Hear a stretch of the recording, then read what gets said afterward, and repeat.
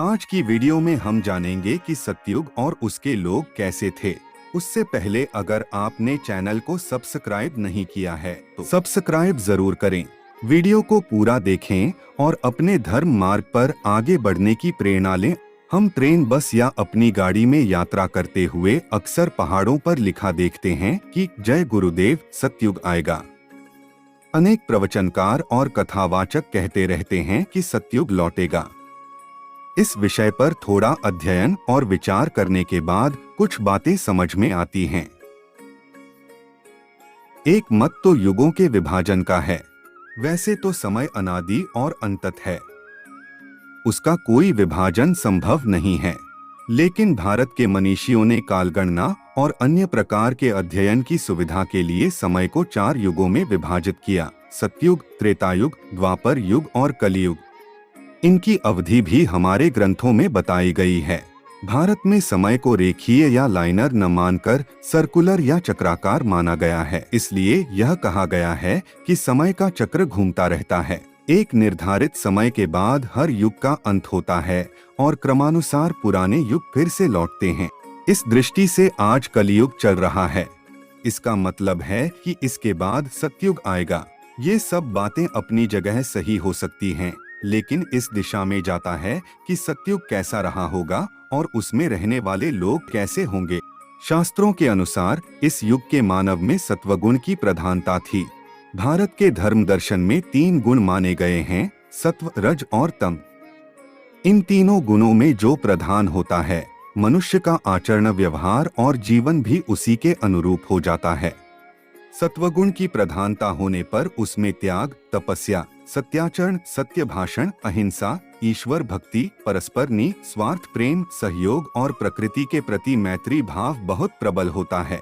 रजोगुण की प्रधानता होने पर मनुष्य का सारा ध्यान धन, यश और सुख वैभव अर्जित करने में ही बीतता है। उसमें अहंकार और घमंड बहुत अधिक होता है। वह अपने को दूसरों से श्रेष्ठ समझता है। इसी तरह तमोगुण की प्रधानता होने पर मनुष्य आलसी, प्रमादी और अज्ञानग्रस्त हो जाता है। उसे नींद और आराम ही बहुत प्रिय होता है। उसका जीवन ज्ञान से शून्य होते हुए भी वह अपने अज्ञान में मस्त यानी ब्लिसफुल्ली इग्नोरेंट बना रहता है। इन तथ्यों को सामने रखकर सतयुग के मानव के जीवन को समझा जा सकता है। उसके आचरण में सत्य की प्रबलता होने के कारण उसकी आवश्यकताएं बहुत सीमित थीं। संग्रह की वृत्ति नगण्य थी। सत्य की शक्ति साथ होने से वह संकल्प सिद्ध होता था। संकल्प करते ही उसे वांछित पदार्थ की प्राप्ति हो जाती थी। संकल्प की शक्ति को आधुनिक विज्ञान भी स्वीकार करता है। सांसारिक भोगों की दौड़ न होने से गलाकाट प्रतियोगिता नहीं होगी। परस्पर सहयोग और प्रेम की भावना होगी। चोरी, बेईमानी, धोखाधड़ी, अत्याचार, अनाचार और कदाचार तो लोग जानते भी नहीं थे। प्राकृतिक रूप से जीने के कारण मनुष्य 100 साल तक बहुत स्वस्थ जीवन जीता होगा। जनसंख्या कम रही होगी। लोगों को प्रकृति से जो चाहिए उसे उतना ही प्रार्थना करके प्राप्त करता होगा। वह आज की तरह तथाकथित विकास के लिए प्रकृति का विनाश न करता होगा।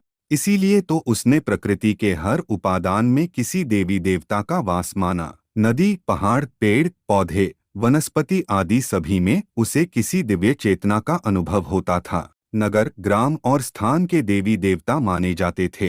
यानी सतयुग के लोग कोई भी ऐसा काम नहीं करते थे जिससे प्रकृति का कोई नुकसान हो। उस समय के लोग सही अर्थों में ज्ञानी अर्थात आत्मचेतना का अनुभव करने वाले रहे होंगे।